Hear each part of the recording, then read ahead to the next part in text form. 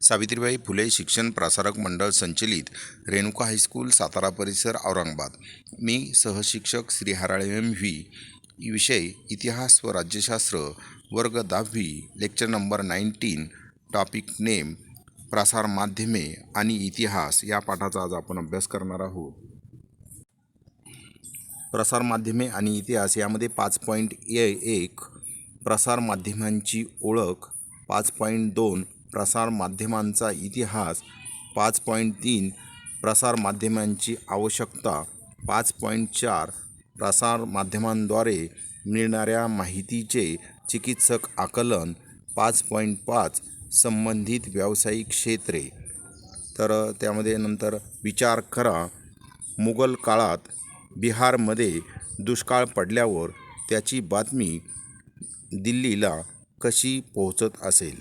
तर आपल्याला थोडा विचार करावा लागेल की मुघल काळामध्ये बिहार राज्यामध्ये जर दुष्काळ पडलेला असेल तर त्याची बातमी दिल्लीला कशा प्रकारे पोहोचत असेल, त्यावर विचारविनिमय होऊन दिल्लीचा सम्राट त्या ज्या उपाययोजना करत असेल त्या बिहारमध्ये पोहोचायला किती वेळ लागत असेल। त्यानंतर आहे 5.1 प्रसार माध्यमांची ओळख। प्रसार माध्यमे या शब्दात प्रसार आणि माध्यमे असे दोन शब्द आहेत। प्रसार याचा अर्थ दूरवर पोहोचवणे। तर प्रसार या शब्दाचा अर्थ आहे दूरवर पोहोचवणे। एखादी माहिती आपण एखाद्या माध्यमांच्या साहाय्याने दूरवर पोहोचू शकतो। पूर्वीच्या काळी राजाला एखादी बातमी संपूर्ण राज्यात पोहोचायची असेल तर त्यासाठी कित्येक दिवस लागायचे। पूर्वी गावोगावी दौंडी पिटवत असत। एकाकडून दुसऱ्याला, दुसऱ्याकडून तिसऱ्याला असा बातमीचा प्रवास व्हायचा। 5.2 प्रसार माध्यमांचा इतिहास। भारतात इंग्रजांचे आगमन झाल्यावर मुद्रणकला म्हणजे छपाई यंत्र, वर्तमानपत्रे सुरू झाली। तर अशा प्रकारे या भारतात इंग्रजांचं आगमन झाल्यावर मुद्रणकलेचा शोध लागला, वर्तमानपत्रे सुरू झाली। वर्तमानपत्रामुळे छापील बातमी सगळीकडे पोहोचवण्यास मदत होऊ लागली। वर्तमानपत्रे हे माहितीच्या आणि ज्ञानाच्या प्रसाराचे साधन झाले। वर्तमानपत्रे मुख्यतः बातम्या, अग्रलेख, लोकांची मते, जाहिराती, रंजक आणि अन्य पूरक मजकूर यांचा समावेश असलेले ठरलेल्या वेळी नियमितपणे छापून वितरित केले जाणारे प्रकाशन म्हणजे वर्तमानपत्र होय। तर आज आपण पाहतो ठरलेल्या वेळी नियमितपणे अनेक प्रकारची वर्तमानपत्रे छापून येत आहेत। वर्तमानपत्रे स्थानिक, देशांतर्गत व जागतिक स्वरूपाच्या विविध बातम्या पुरवण्याचे काम करतात। तर आज आपण पाहतो या वर्तमानपत्रामध्ये आपल्या गावातील, आपल्या देशातील, त्यानंतर जागतिक स्वरूपाच्या बातम्या पुरवण्याचे काम करतात। चालू घडामोडींच्या नोंदींचा वर्तमानपत्रे म्हणजे एक ऐतिहासिक दस्तऐवज आहे। तर चालू घडामोडींच्या नोंदींचा वर्तमानपत्रे म्हणजे हा एक ऐतिहासिक दस्तऐवज आहे। वर्तमानपत्राची पूर्वसुरी इजिप्तमध्ये इसवी सन पूर्व काळात सरकारी आदेशांचे कोरीव लेख सार्वजनिक ठिकाणी लावून ठेवत असत। तर अशा प्रकारे या इजिप्त या देशात इसवी सन पूर्व काळात सरकारी आदेशांचे कोरीव लेख सार्वजनिक ठिकाणी म्हणजे सर्व लोकांना वाचतील अशा ठिकाणी, सार्वजनिक ठिकाणी लावून ठेवत असत। प्राचीन रोम साम्राज्यात सरकारी हुकूम कागदावर लिहून काढत आणि प्राचीन रोम साम्राज्यात सरकारचा जो काही हुकूम असत तो कागदावर लिहून काढत असत व ते कागद प्रांती वाटले जात आणि प्रत्येक प्रांतोप्रांती त्या ठिकाणी ते कागद वाटले जात. यात देश व राजधानीतील घटनांची माहिती असे. ज्युलियस सीझरच्या आधिपत्याखाली ॲक्टा डायरना म्हणजे डेली ॲक्ट, रोजच्या घटना नावाची वार्तापत्रे रोममध्ये सार्वजनिक ठिकाणी लावत. लोकांपर्यंत जी काही सरकारी निवेदने पोहोचवण्याचा तो एक प्रभावी मार्ग होता. 7व्या शतकात चीनमध्ये सरकारी निवेदने सार्वजनिक ठिकाणी वाटत असत. तशा प्रकारे चीनमध्ये देखील सरकारी निवेदने सार्वजनिक ठिकाणी वाटत असत. इंग्लंडमध्ये लढाईची किंवा महत्त्वाच्या घटनांची पत्रके अधूनमधून वाटत असत. धर्मशाळामध्ये उतरणारे प्रवासी फिरस्ते तेथील स्थानिक लोकांना दूरवरच्या बातम्या रंगवून सांगत असत. राजांचे प्रतिनिधी वेगवेगळ्या ठिकाणी असत आणि राजांचे प्रतिनिधी देखील वेगवेगळ्या ठिकाणी असत. ताज्या बातम्या राजदरबारी ते पाठवत आणि राजाच्या दरबारी ते ताज्या बातम्या देखील पाठवण्याचं काम करत असत. बेंगॉल गॅझेट भारतातील पहिले इंग्रजी वर्तमानपत्र. पहा, भारतातील पहिले इंग्रजी वर्तमानपत्र 29 जानेवारी 1780 रोजी सुरू झाले. कलकत्ता जनरल ॲडव्हर्टायझर किंवा बेंगॉल गॅझेट या नावाने ओळखले जाते. जेम्स ऑगस्ट हिकी या आयरिश व्यक्तीने ते सुरू केले आणि अशा प्रकारे बेंगॉल गॅझेट हे जेम्स ऑगस्ट हिकी या आयरिश व्यक्तीने सुरू केले होते. दर्पण हे पत्र 1832 साली मुंबईत सुरू झाले. अशा प्रकारे दर्पण हे पत्र 1832 साली मुंबई येथे सुरू करण्यात आले. बाळशास्त्री जांभेकर हे दर्पणचे संपादक होते. यादी करा. स्वातंत्र्यपूर्व काळातील काही प्रमुख व त्यांनी सुरू केलेली वर्तमानपत्रे यांची यादी तयार करा. तर अशा प्रकारे स्वातंत्र्यपूर्व काळामध्ये आपण पाहिलेलं आहे की लोकमान्य टिळक यांनी केसरी व मराठा यासारखी वर्तमानपत्रे सुरू केलेली होती. दर्पणच्या अंकातील बातम्यांमधून आणि अशा प्रकारे या दर्पणच्या अंकामधील बातम्यांमधून आपणास राजकीय, आर्थिक, सामाजिक आणि सांस्कृतिक इतिहास सापडतो. उदाहरणार्थ नंबर 1, कंपनी सरकारच्या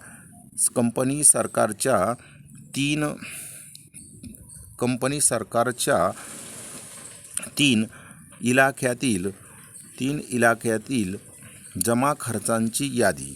नंबर 2, या देशावर रशियाचा हल्ला होण्याचे भय. आणि अशा प्रकारे नंबर 2मध्ये या देशावर रशियाचा हल्ला होण्याचे भय. नंबर 3, शहर साफ ठेवण्याकरिता मंडळांची नेमणूक आणि शहर साफसुथरं स्वच्छ ठेवण्यासाठी मंडळींची नेमणूक. नंबर 4, हिंदू विधवांचा पुनर्विवाह. नंबर 5, कोलकाता येथे थिएटरची सुरुवात. नंबर 6, राजाराम मोहन राय यांची इंग्लंडमधील कामगिरी. यावरून तत्कालीन परिस्थितीवर प्रकाश पडतो. माहीत आहे का तुम्हाला, दर्पण या पहिल्या मराठी पत्राचे संपादक या नात्याने बाळशास्त्री जांभेकरांना आद्य संपादक म्हटले जाते. अशा प्रकारे बाळशास्त्री जांभेकर यांना आद्य संपादक म्हटले जाते. 6 जानेवारी हा त्यांचा जन्मदिवस. बाळशास्त्री जांभेकर यांचा 6 जानेवारी हा जन्मदिवस पत्रकार दिन म्हणून महाराष्ट्रात साजरा केला जातो. प्रभाकर हे वर्तमानपत्र भाऊ महाजन यांनी सुरू केले. अशा प्रकारे प्रभाकर हे वर्तमानपत्र भाऊ महाजन यांनी सुरू केले. त्यात फ्रेंचांच्या बंडांचा इतिहास, फ्रेंच राज्यक्रांती, लोकहितवादी गोपाळ हरी देशमुख यांची समाज प्रबोधनपर शतपत्रे प्रसिद्ध झाली. ज्ञानोदय पत्रात 1842 अशा प्रकारे ज्ञानोदय या पत्रात 1842 आशिया खंडाचा व 1851 युरोपचा नकाशा छापण्यात आला. मराठी वर्तमानपत्रात पहिले चित्र छापण्याचा मान ज्ञानोदयला जातो. विजेच्या साह्याने बातमी पोहोचायचे यंत्र म्हणजे टेलिग्राफ 1852 पासून सुरू झाल्याची माहिती ज्ञानोदयमधून मिळते. भारतात प्रथम रेल्वे सुरू झाली त्याची बातमी ज्ञानोदयमध्ये चाक्या म्हसोबा शीर्षकाअंतर्गत छापून आली. तर अशा प्रकारे भारतात प्रथम रेल्वे सुरू झाली त्याची बातमी प्रथम ज्ञानोदयमध्ये चाक्या म्हसोबा या शीर्षकाअंतर्गत छापून आली. 1857च्या संघर्षांच्या बातम्या. तर 1857च्या संघर्षाच्या बातम्या या वर्तमानपत्रात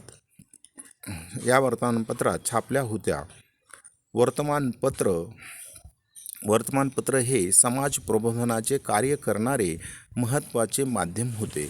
तर अशा प्रकारे वर्तमानपत्र हे समाज प्रबोधन म्हणजे समाजामध्ये सुधारणा घडून आणण्यासाठी कार्य करणारे महत्त्वाचे माध्यम होते. उदाहरणार्थ इंदू प्रकाश पत्राने विधवा विवाहांचा जोरदार पुरस्कार केला. तर अशा प्रकारे या इंदू प्रकाश या पत्राने चांगल्या प्रकारचं समाज प्रबोधन केलेलं आहे. विधवा विवाहांचा जोरदार पुरस्कार केला. बहुजनांचे मुखपत्र म्हणजे दीनबंधू महात्मा ज्योतिराव फुले यांचे सहकारी कृष्णराव भालेकर यांनी हे पत्र सुरू केले. या पत्रातून आपणास बहुजन समाजाची समकालीन परिस्थिती समजते. केसरी आणि मराठा. स्वातंत्र्यपूर्व काळातील भारतीय वर्तमानपत्रांच्या इतिहासातील महत्त्वाचा टप्पा केसरी आणि मराठा या वर्तमानपत्रांनी गाठला. 1881 गोपाळ गणेश आगरकर. अशा प्रकारे 1881 गोपाळ गणेश आगरकर आणि बाळ गंगाधर टिळक यांनी ही पत्रे सुरू केली. ही पत्रेमध्ये केसरी आणि मराठा ही वर्तमानपत्रे सुरू केली. या पत्रांनी तत्कालीन म्हणजे त्या काळातील सामाजिक आणि राजकीय प्रश्नांना वाचा फोडली. देशस्थिती, देशभाषेतील ग्रंथ व विलायतेतील राजकारण या विषयांच्या संबंधाने केसरीने लेखन सुरू केले. 21व्या शतकात वर्तमानपत्रे लोकशाहीचा चौथा स्तंभ म्हणून महत्त्वाची भूमिका बजावत आहे. तर सध्या जे चाललेलं आहे 21वे शतक आहे. या 21व्या शतकामध्ये वर्तमानपत्रे लोकशाहीचा चौथा स्तंभ म्हणून महत्त्वाची भूमिका बजावत आहेत. पुढचा मुद्दा आहे नियतकालिके. ठराविक कालावधीत प्रकाशित होणारे मुद्रित साहित्य म्हणजे नियतकालिके होय. यात साप्ताहिक म्हणजे 7 दिवसातून प्रसिद्ध होणारे एकदा, पाक्षिक म्हणजे 15 दिवसातून एकदा प्रसिद्ध होणारे, मासिक म्हणजे महिन्यातून एकदा प्रसिद्ध होणारे, दैवमासिक म्हणजे 2 महिन्यातून एकदा प्रसिद्ध होणारे, त्रैमासिक म्हणजे 3 महिन्यातून एकदा छापले जाणारे, षण्मासिक म्हणजे 6 महिन्यातून एकदा छापले जाणारे, वार्षिके किंवा वार्षिक याचा समावेश होतो. याखेरीजी अनियतकालिक हाही हा हाही प्रकार रूढ आहे. अनियतकालिकांचा प्रसिद्धीचा काळ निश्चित नसतो. तशा प्रकारे अनियतकालिकांचा प्रसिद्धीचा जो काळ असतो तो निश्चित ठरलेला नसतो. करून पहा, आधुनिक काळात अनेक वर्तमानपत्रांनी तंत्रज्ञानाचा उपयोग करून ई आवृत्त्या सुरू केलेल्या आहेत. तर आपण मोबाईलवर हे सर्च केल्यानंतर ई आवृत्त्या प्रत्येक वर्तमानपत्र आपल्याला मोबाईलवर वाचायला मिळू शकतं. त्यांना वाचकांमधून चांगला प्रतिसाद मिळत आहे आणि या ई आवृत्त्या ज्या आहेत तर याचा जो वाचक वर्ग आहे त्याच्याकडून त्यांना उत्तम प्रतिसाद मिळत आहे. बाळशास्त्री जांभेकर यांनी मराठी भाषेतील पहिले मासिक दिग्दर्शन सुरू केले. नियतकालिकांचा विचार करायचा झाल्यास प्रगती 1929 साप्ताहिक महत्त्वाचे आहे. तर प्रगती हे साप्ताहिक महत्त्वाचं आहे. त्याचे संपादक त्र्यंबकशंकर शेजवलकर. तर प्रगतीचे संपादक त्र्यंबकशंकर शेजवलकर हे होते. त्यांनी प्रगतीमधून इतिहासशास्त्र, महाराष्ट्राचा इतिहास आणि सामाजिक चळवळी इत्यादी विविध विषयांवर विपुल लेखन केले. आधुनिक